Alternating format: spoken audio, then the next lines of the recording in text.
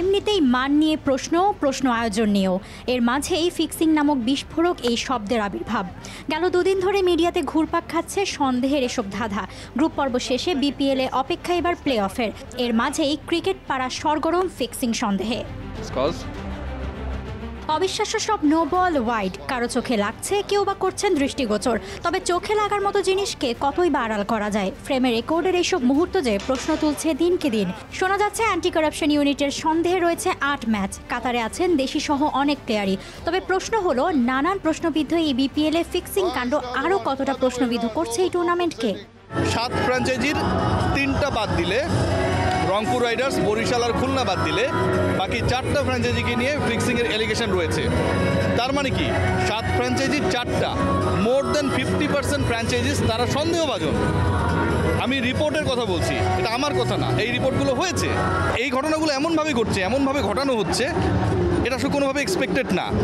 এবং এবারের বিপিএল আমার কাছে মনে হয় যে 2 নম্বরই দুর্গন্ধ সব কিছুতেই গত 10টা আসরকে ছাড়িয়ে গেছে। যদি এরকম দেখা যায় যে পয়েন্টের ফিল্ডার সার্কেলের ভেতরে, কাভারের ফিল্ডার ভেতরে, লং অফের ফিল্ডার ভেতরে, তখন খুব স্বাভাবিকভাবেই অ্যাজ এ কমেন্টেটর আমরা বলবো যে বোলার পরবর্তী বলটা স্টাম্প করিডোরে করবে, রুম দেবে না। কিন্তু দেখা যায় যে বোলার রুম দেন। কখনো কখনো দেখা যায় যে 2টা বল ডট হলে পরের বলতে বোলার ওয়াইড দিচ্ছেন, আবার এমন ওয়াইড দিচ্ছেন যেটা উইকেট কিপার ধরতে পারছে না, পিচের বাইরে 5 রান হয়ে যাচ্ছে।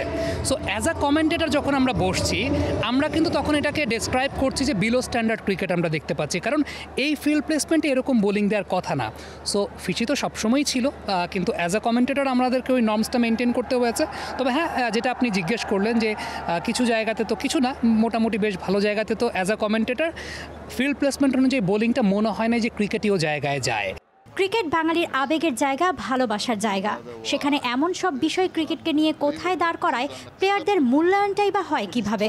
ক্রিকেটারের প্রতি মানুষের ভালোবাসা, আবেগের জায়গা, রেসপেক্টের জায়গা, অন্ধবিশ্বাসের জায়গা এতটা প্রবল তারা বিশ্বাস করতে চায় না। এখন আপনি আমাকে বলেন যে যখন বাংলাদেশে এরকম একটা টুর্নামেন্ট চলছে, গভর্নমেন্ট তো চাইবে যে এটা ভালো হোক, এখানে এরকম দুর্গন্ধ না ছড়াক। কিন্তু সেই সরকারের একটা গুরুত্বপূর্ণ organ Bangladesh cricket board, SB, DB, immigration, তারা যখন একজন ক্রিকেটারকে আটকে দেয়, তার মানে কিছু না কিছু তো পেয়েছে। কোনো কিছু না পেলে আসলে গন্ধ আসবে না, সেটা চাঁদে বসবাস করার মতো হবে। দিন শেষে আপনি যদি গোড়াতেই কেটে না ফেলেন বা গোড়াটা কেটে না ফেলেন, এটার কিন্তু শেকড়, ডাল, শাখা প্রশাখা বাড়তেই থাকবে, যেটা অদূর ভবিষ্যতে আপনি যদি চিন্তা করেন বাংলাদেশের ক্রিকেটের বেটারমেন্টের জন্য কখনোই ভালো না।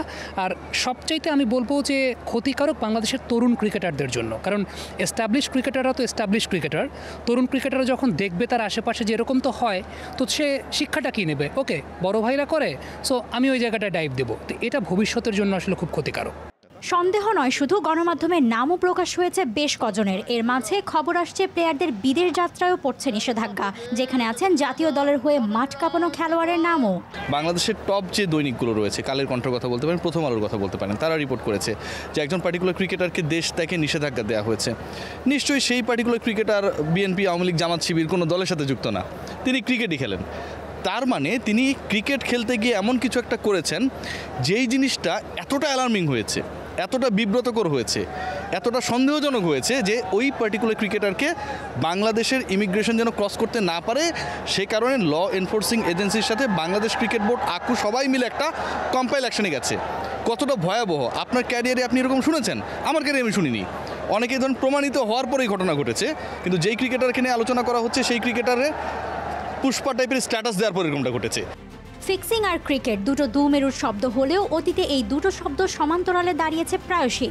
বিদেশে হরহামেশা শোনা যাওয়া এইসব কাণ্ড দেশের ক্রিকেটে যে ঘটেনি এমন না। তবে সব নতুনের বাংলাদেশে নতুন উদ্যমে ক্রিকেটকে ফিরে পেতে চেয়েছে সবাই, অথচ ক্রিকেটে যেন ক্রিকেট ছাড়া ঢু মারছে অন্য অনেক কিছুই। আপনি যদি পুরো বিপিএল 100% চিন্তা করেন, সেই 100%-এর মধ্যে 20% আপনি এরকম পাবেন, বাকি 80% কিন্তু ফেয়ার ক্রিকেটই হয়েছে যতটুকু আমরা কমেন্ট্রি করেছি। কিন্তু সমস্যা হচ্ছে 20%-এর জন্য বাকি 80% প্রশ্নবিদ্ধ হয়ে যায়। ধরেন একটা ব্যাটসম্যান আজকে ভালো খেললো, আপনার মনে কিন্তু একটা চিন্তার জায়গা থাকবে যে আসলে তিনি যে ভালো খেলেছেন, আসলে কতটুকু ভালো খেলেছেন, তাকে কি ইচ্ছাকৃতভাবে এরকম বোলিং করা হয়েছে? জুহাইরা মৌ, T Sports. Bangladesh premier league 2025, 7টি দলের জমজমাট লড়াইয়ে মাতবে পুরো দেশ। দেখতে চোখ রাখুন টি স্পোর্টস নেটওয়ার্কে।